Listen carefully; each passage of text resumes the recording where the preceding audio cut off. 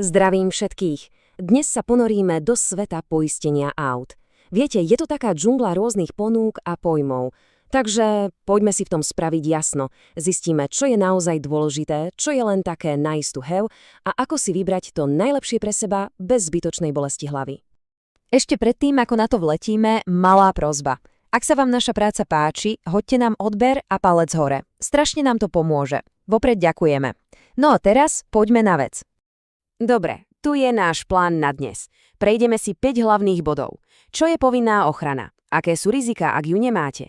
Aký je rozdiel medzi PSSP a kasko? Čo znamená tá pomoc na ceste? A nakoniec, ako si z toho všetkého vyskladať riešenie presne na mieru? Ideme na to? Takže, začnime pekne od podlahy. Prvý bod. Povinná ochrana.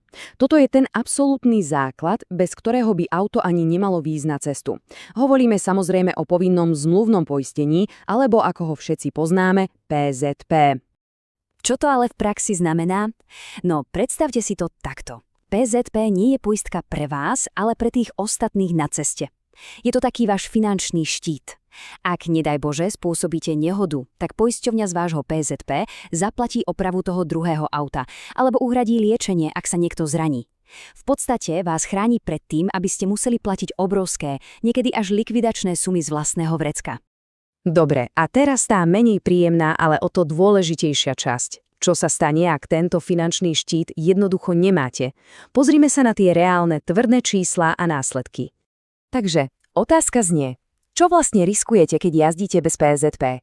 A verte mi, nie je to len nejaká formalita. Ide o obrovské riziko, ktoré môže človeka finančne položiť. Tak, prvá vec, ktorá vás dobehne, je pokuta. A nehociaká. Hovoríme tu o sume, ktorá môže ísť až do 3320 eur. To už celkom zabolí. A pozor, toto je len taká, povedzme, vstupná brána do pekla. Pretože potom príde to hlavné. Škody na majetku. A dnes stačí na parkovisku naozaj len malý ťukanec do nejakého novšieho auta. Viete, tie moderné nárazníky plné senzorov, LED svetlá. Oprava? Pokojne 3, 4, 5 tisíc eur. A bez PZP to všetko do posledného centu platíte vy. Z vlastného. No a teraz ten najhorší scenár. Čo ak sa niekto zraní? Tu už nehovoríme o tisícoch, tu hovoríme o desiatkách, niekedy 100 000 eur. Náklady na liečbu, odškodné za trvalé následky, ušlý zisk. Toto sú sumy, ktoré môžu znamenať osobný bankrot a dlhy na celý život. A to je riziko, ktoré sa jednoducho neoplatí podstúpiť nikdy. Dobre, poďme ďalej. Tretia kapitola. PZK versus kasko. Toto je asi najčastejší zdroj nedorozumení. Veľa ľudí si myslí, že je to isté, alebo si to zamieňa. Tak si v tom poďme spraviť absolútne jasno. Takže tuto máme čierne na bielom. Ten rozdiel je úplne zásadný. PZP, ako sme si povedali, je povinné a kryje škody, ktoré spôsobíte niekomu inému. Chráni vás pred nárokmi druhých. Naopak, kasko, to je havarijné poistenie, je dobrovoľné. A to chráni vaše auto. Je to poistka na škody na vašom majetku. Či už haváriu spôsobíte vy, alebo vám auto ukradnú, poškodí ho krúpobytie alebo nejaký vandal. Ak si z tohto celého máte zapamätať jedinú vec, tak nech je to toto. PZP platí za to druhé auto. Kasko platí za vaše. Jednoduchšie sa to už asi povedať nedá, ale je to absolútne kľúčové.